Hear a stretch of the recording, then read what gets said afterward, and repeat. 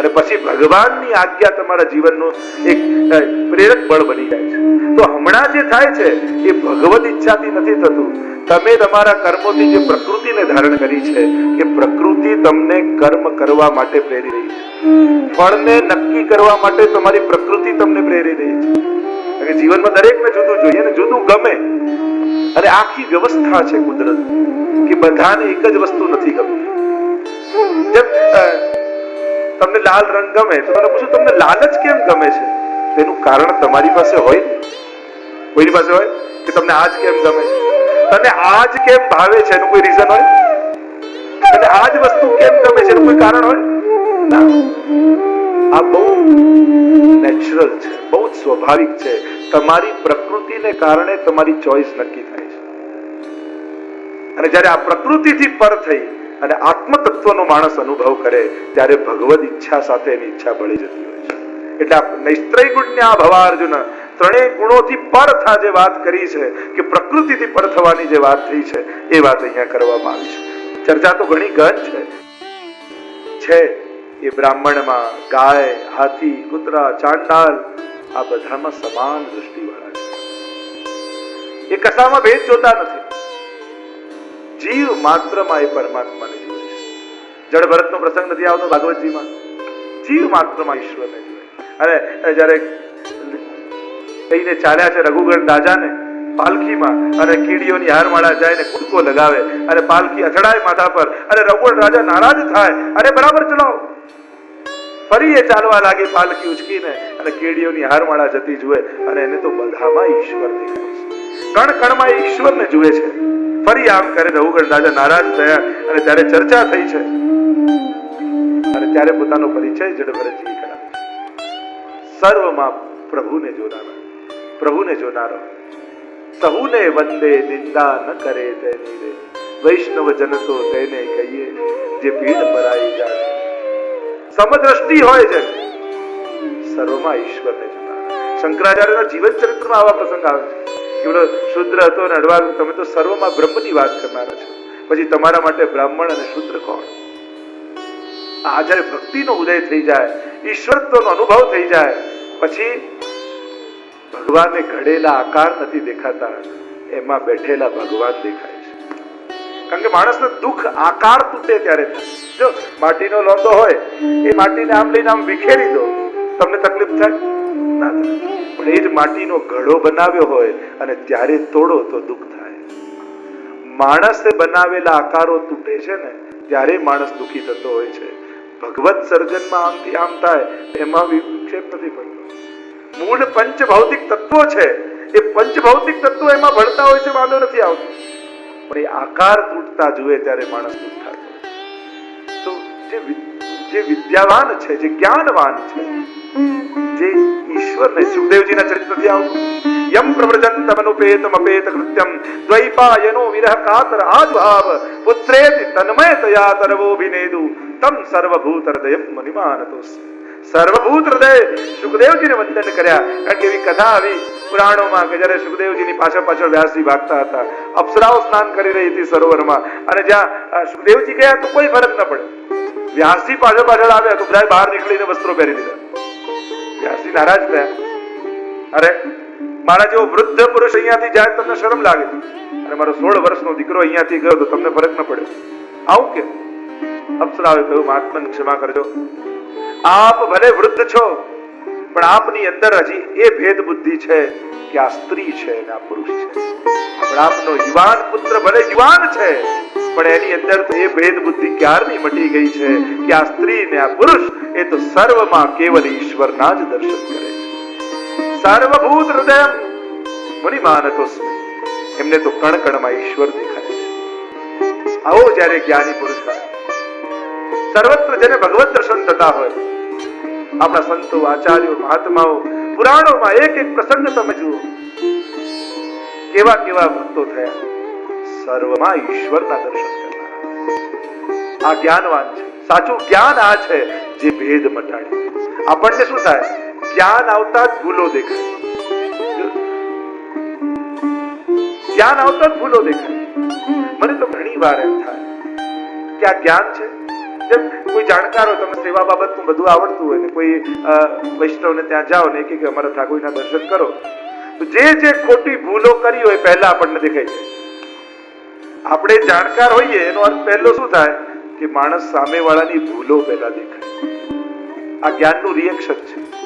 તો ઘણીવાર સારી દવાઓનું રિએક્શન આવતું, કરીએ સત્કર્મ પુણ્ય કરી અને રિએક્શન કેવું આવે, મારા જેવું તો કોઈ ન કરી શકે. તો એમ થાય આવી સારી દવાનું આવું અહંકાર રૂપી રિએક્શન. ખરેખર તો સત્કર્મ પછી કર્યા પછી સદગુણો જાગવા જોઈએ. આપણી સાથે થાય ઊંધું, સત્કર્મ કર્યા પછી દુર્ગુણો જાગે, અહંકાર આવે, ક્રોધ આવે, લોભ આવે. તો આ તો રિએક્શન, આટલી સારી દવાનું આવું રિએક્શન. અને પાછા આપણે હોશિયાર કેવા, સારી વસ્તુઓને ટાઈમ ફ્રેમમાં બાંધી રાખે. આપણે તો અડધો કલાક માળા કરવાની અને ક્રોધ 24 કલાક કરવાનો. સારી બાબતો, સેવા 2 કલાક તો કરવાની અને લોભ 24 કલાક કરવાનો. જેટલા સદગુણો છે ને એ બધા આપણે ટાઈમ ફ્રેમમાં બાંધી રાખે. સવારે અડધો કલાક, પેલો 1 કલાક, બધી સારી બાબતો ટાઈમ ફ્રેમમાં, અને દુર્ગુણો છૂટા 24 કલાકમાં જ્યારે કરવું હોય ત્યારે. એના કરતા ચલો આજે આપણે ઊંધું કરી દઈએ, તો સવારે 4 થી 5 માં જે ક્રોધ કરવો હોય કરી લેજો, છૂટ છે તમને. કોઈ ઉઠ્યું જ ના હોય એટલે ચિંતા જ નહીં. આવા દુર્ગુણોને બાંધી રાખીએ તો આપણે સવારે 2 કલાક તો લોભ કરવાનો, સવારે 3 થી 5 માં ચિંતા જ નહીં, કઈ બાંધે. દુર્ભાવના અને દુર્ગુણોને બાંધી રાખો અને સદભાવના અને સત્કર્મોને છૂટા મૂકી. આપણે ઊંધું કરીએ, બધી સારી બાબતોને એવી બાંધીને રાખીએ. સેવાની ભાવના, સ્મરણ, મંદિર ખુલ્લું હોય ત્યાં સુધી, જ્યાં પોડાડીને મંદિર બંધ કર્યું, વૈષ્ણવતાને જાણે બંધ કરી દીધી હોય.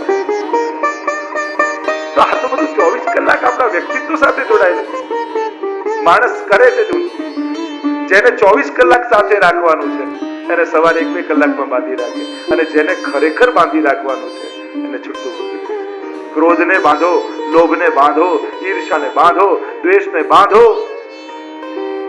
જેની જોડે તમને જાગતું હોય ને એની પાસે સંકલ્પ લઈ લો કે હા, આની સામે ક્રોધ નહીં કરું, બસ. બાકી જ્યાં કરવું હોય ત્યાં. આ ક્રોધ એમના શત્રુ છે. કામ એશ, ક્રોધ એશ, રજોગુણ સમુદ્ભવ. ભગવાને કહ્યું મહાસનો મહાપાપમાં વિદ્યે. આ ક્રોધ આદિ શત્રુઓ છે, બને એને ત્યાગો. ચલો દિવસમાં આટલા સમય ક્રોધ નહીં કરો, બસ. બાકી કરજો જ્યારે કરવાનું. 1, સવારે ઉઠીને તુરંત ક્રોધ નહીં કરો. જાગો ત્યારે તરત સવારે એકદમથી ક્રોધ નહીં કરો, શાંત રહે. ઘણા નિયમ, ચા ઓછી ગરમ હોય એના કરતા આ વધારે ગરમ થઈ જાય. ચા જો ઠંડી આવી તો આ ગરમ થઈ જાય. પત્ની ગરમ થાય તો ઠંડુ ખાવાનું મળે, અને એ ઠંડી હોય તો ગરમ ખાવાનું મળે. પહેલી વાત, સવારે ઉઠતાની સાથે ક્રોધ નહીં કરો, કારણ કે એ સમય એક નવા જીવનનો સમય છે. જો નિંદ્રાને પણ મૃત્યુ કહી છે, અને જ્યારે તમારી આંખ ખુલે છે ત્યારે પાછો જન્મ તમારે, તમે પાછી આ દુનિયામાં આવો છો. ઉઠતાની સાથે ક્રોધ ના કરો. બીજું, ઘરેથી બહાર નીકળતા હોય ને એ સમય ગુસ્સો નહીં કરો. આ તો ઇમ્પોસિબલ છે. મોટા ભાગે લોકો ઘરેથી પાછા ફેમિલી સાથે બહાર નીકળવાના હોય ને ત્યારે તો ઝઘડો થાય. કે બેનને એમ હોય કે બધું ગોઠવીને જાવ તો આવીને મહેનત ના કરવી પડે, અને ભાઈને એમ થાય કે વહેલા નીકળીએ તો સારું.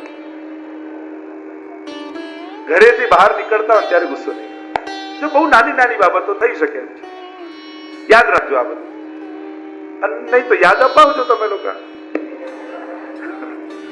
ત્રીજું, ભોજન કરવા બેઠા હોય ત્યારે ક્રોધ નહીં કરો. અન્ન પણ બ્રહ્મ છે, અને ભગવાન સામે બેઠા હોય જેમ ભોજન. દુનિયામાં કેટલા લોકો ભૂખે મરે છે અને નથી મળતું, અને લોકો ક્રોધમાં આવીને એમને થાળી મૂકીને ઉભા થઈ જાય છે. ન મળે ને એક દિવસ ભૂખ્યા રહીને જોજો પેટની ભૂખ શું હોય છે ખબર પડશે. ભોજન કરવા બેઠા હોય ત્યારે ક્રોધ નહીં કરો. ચોથું, બહારથી ઘરે આવ્યા હોય ને ત્યારે એકદમથી ક્રોધ નહીં કરો.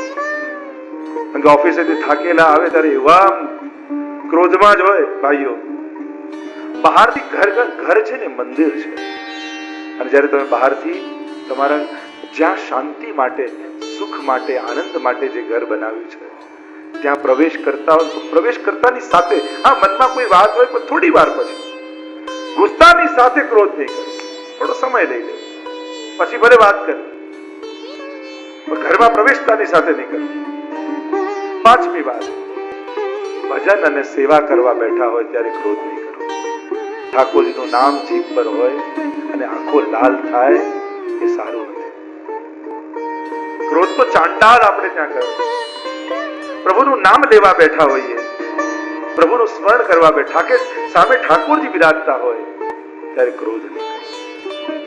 અને છેલ્લે રાત્રે સુવા જતા હોય એ ઘડીએ ક્રોધ કરીને નહીં સૂવું. એ પણ એક સમાધિ છે નિંદ્રામાં.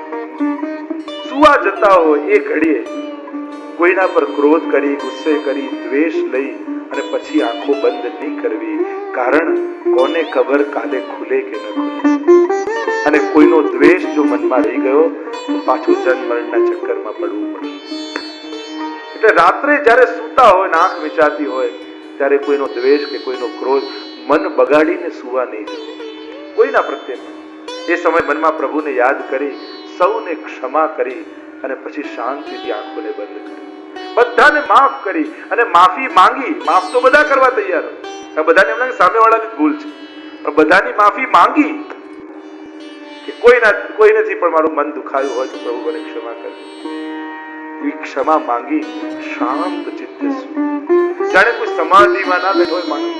સમાધિમાં કેવી શાંત આંખો બંધ કરી મનને શાંત કરી, બસ નિંદ્રા પણ સમાધિ જેવી હોય, આનંદાત્મક હોય, તો નિંદ્રામાં પણ ભગવાન આવશે.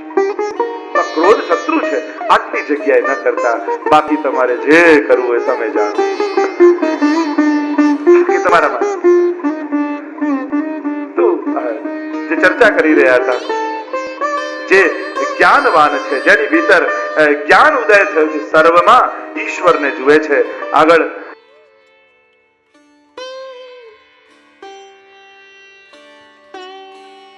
જે અવિવેકી માણસ છે એ આ બધા સુખ દુઃખ આમાંથી અલગ રહી શકતો નથી, અને જે વિવેકી છે, જે જ્ઞાનવાન છે, આ બધાથી પર રહે છે. સર્વથી સર્વ ભોગોમાંથી મનને ખસેડી લે છે. જે સાધક આજ દેહમાં, મનુષ્ય શરીરમાં જ અને મૃત્યુ પહેલા જ કામ, ક્રોધ આદિ ઉદ્ભવતા, એનાથી ઉદ્ભવતા વેગોને જે સહન કરી લે છે અને એને સહેવા માટે જે સમર્થ બની જાય છે, જે આ બધાનો નિગ્રહ કરવા સમર્થ બની જાય છે, એ જ માણસ યોગી છે. એનું જ મન ભગવાન સાથે જોડાયેલું, અને જેનું મન ભગવાન સાથે જોડાઈ જાય એ પરિસ્થિતિઓને જીતતા શીખી જાય, સંજોગોને જીતી લે. અને સંજોગોને જીતવું એટલે પરિસ્થિતિ એવી થઈ ગઈ હોય કે ક્રોધ આવી જ જાય પણ એ સમજી જાય, પરિસ્થિતિ એવી થઈ જાય કે લોભ જાગી જ જાય, પરિસ્થિતિ એવી થઈ કે દ્વેષ આવી જ જાય પણ એ સમયને વિવેક હોય, જો મને દ્વેષ આવી રહ્યો છે, જો મને લોભ આવી રહ્યો છે, એ જાગૃત. અને આવો જાગૃત જે થઈ જાય છે, આવો જાગૃત વ્યક્તિ યોગી છે. યોગી યુજ્યતે ઇતિ યોગ, એ ભગવાન સાથે જોડાય. જેના તાર ભગવાન સાથે જોડાઈ જાય એમાં ભગવત ધર્મો આવી જાય છે, અને એ જ વ્યક્તિ સુખી થાય છે. જે વહી જાય પ્રવાહમાં એ સુખી નથી થતો, જે ટકી જાય એ જ સુખી થાય છે. જેને પોતાની જીવનની નૌકાને વિવેકના થાંભલે બાંધી રાખી હોય ને, એની નૌકા પ્રવાહમાં વહી નથી જતી, તણાઈ નથી જતી, એ ટકી જાય છે કિનારે. અને જેને છૂટી મૂકી છે એની નાવ ક્યાંય પ્રવાહમાં વહી જાય.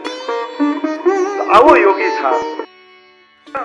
अन्यांश हस्त चरण श्रवणत्व गादि प्राणान नमो भगवते पुरुषाय. ध्रुव जी जब स्तुति करते हैं परमात्मा की तो वो कहते हैं कराने वाले भी आप ही हो. मैं स्तुति करूं છું તો બોલવાની શક્તિ રૂપે આપ જ છો. આત્માએ જ આ ધારણ કરી. જો આપણે કહીએ ને આ હાથ કોનો, આપણે કહીએ હાથ મારો છે, હું હાથ નથી, હાથ મારો છે. આ પગ કોના, કે પગ મારો છે, મીન્સ પગ હું નથી, પગ મારો છે. આ મસ્તક મારું છે, આપણે બોલીએ મસ્તક હું નથી, મસ્તક મારું છે. આખું ટોટલ કરો તો કે આ શરીર મારું છે મીન્સ હું શરીર નથી, શરીર મારું છે. તો આ શરીર કોણે ધારણ કરી રાખ્યું? એ આત્મા છે.